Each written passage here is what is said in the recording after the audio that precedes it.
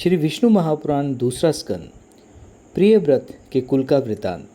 श्री मैत्रेय जी कहने लगे, हे भगवान, मैंने विश्व की रचना के संबंध में आपसे जो बातें पूछी थी, आपने मुझे भली प्रकार समझा दी। जगत की रचना के संबंध में आपने जो पहला अंश कहा है, उसकी एक और बात पूछने की मैं इच्छा रखता हूँ। स्वयंभू मनु के प्रियव्रत तथा उतानपाद नामक दो पुत्र थे। उनमें से उतानपाद के पुत्र ध्रुव के संबंध में आपने जो ज्ञान चर्चा की, परंतु प्रियव्रत की संतान के संबंध में किंचित भी वृतांत नहीं कहा। इसलिए मैं उसी वृतांत को सुनने की इच्छा रखता हूँ।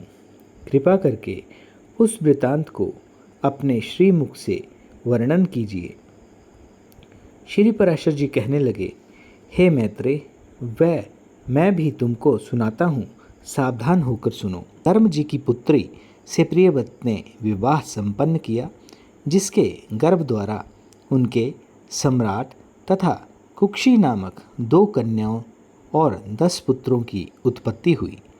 प्रियव्रत के 10 पुत्र बहुत ही ज्ञानी, शक्तिशाली, विनयशील तथा माता पिता की आंखों के तारे थे, जिनके नाम ये हैं: आग्नेत्र, अग्निबाहु, बपुष्मान, द्युतिमान, मेधा, मेधातिथि, सवन, पुत्र तथा यथनामा तथा ज्योतिष्मान।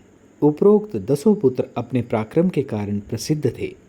उनमें से 3 पुत्र जो योग्य परायण और अपने पहले जन्म का हाल जानते थे, अतः उन्होंने राज्य आदि में अपना मन नहीं लगाया। हे मुनिश्रेष्ठ, ये देखकर प्रियव्रत ने अपने बाकी के 7 बेटों को 7 द्वीप दे दिए। आग्नेन्द्र को जम्बूद्वीप तथा मेधातिथि को पलक्ष नामक द्वीप मिला। शालमली द्वीप उन्होंने बपुष्मान को दिया और कुलद्वीप ज्योतिष्मान को दे डाला। द्युतिमान को क्रौंच द्वीप का राज्य प्रदान किया और प्रियव्रत ने भव्य को शाक द्वीप पर अभिषिक्त कर दिया। पुष्कर द्वीप का आधिपत्य सवन को दे दिया गया। हे मुनिश्रेष्ठ, जम्बू के अधिपति आग्नेत्र के प्रजापति के सदृश 9 पुत्रों ने जन्म लिया, जिनके नाम नाभि, किमिष्पुत्र, हरिवृष, इलावृत, रम्य, हिरण्यवान, कुरु, भद्राश्व तथा केतुमान थे। अब उनके जम्बूद्वीप के विभागों का वृतांत सुनिए। आग्नेन्द्र ने दक्षिण की ओर हिमवर्ष, जो अब भारतवर्ष कहलाता है, नाभि को प्रदान किया। इसी तरह किम पुरुष को हेमकूट वर्ष और हरिवर्ष को तृतीय नैषर्द वर्ष को दे दिया। वह इलावृत वर्ष, जिनके बीच मेरु पर्वत स्थित है, इलावृत को दे दिया गया। नीलाचल से लगा वर्ष रम्य को मिला। हिरण्यवान को उसका उत्तरवर्ती श्वेतवर्ष और जो वर्ष श्रृंगमान पहाड़ के उत्तर में है, वह आग्नेत्र ने कुरु को दे डाला। जो मेरु के पूर्व की ओर स्थित है, वह भद्राश्व को मिला और केतुमाल को गंधमादन पर्वत प्राप्त हुआ। इसी तरह पिता आग्नेत्र ने अपने बेटों को उपरोक्त वर्ष प्रदान किए।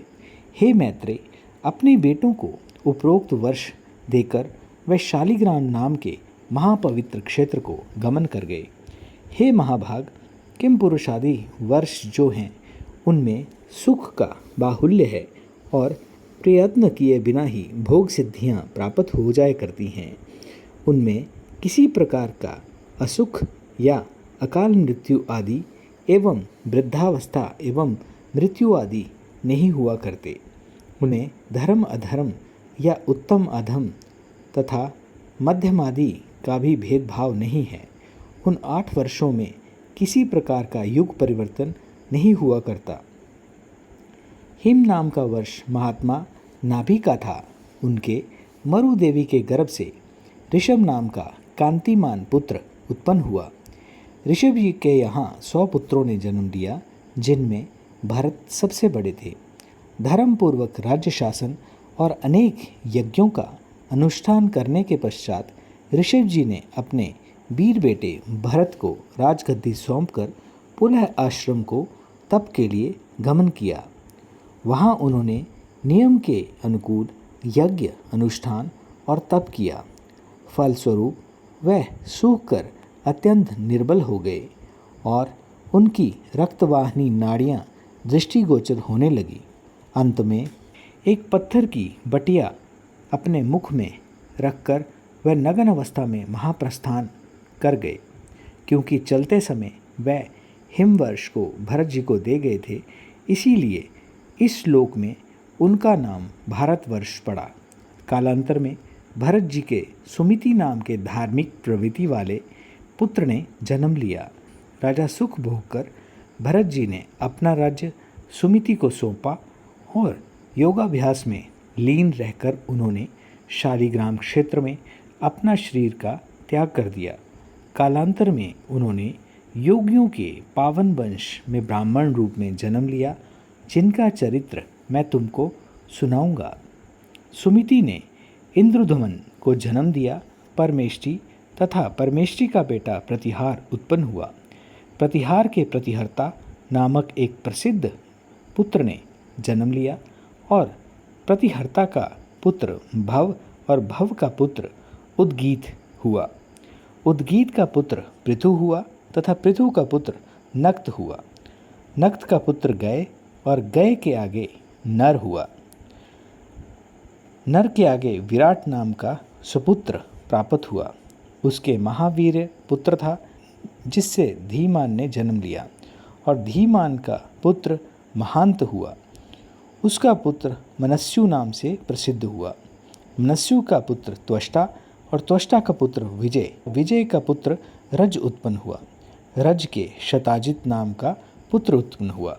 शताजित के 100 पुत्रों ने जन्म लिया, जिनमें विप्र ज्योति नाम का पुत्र सबसे मुख्य था।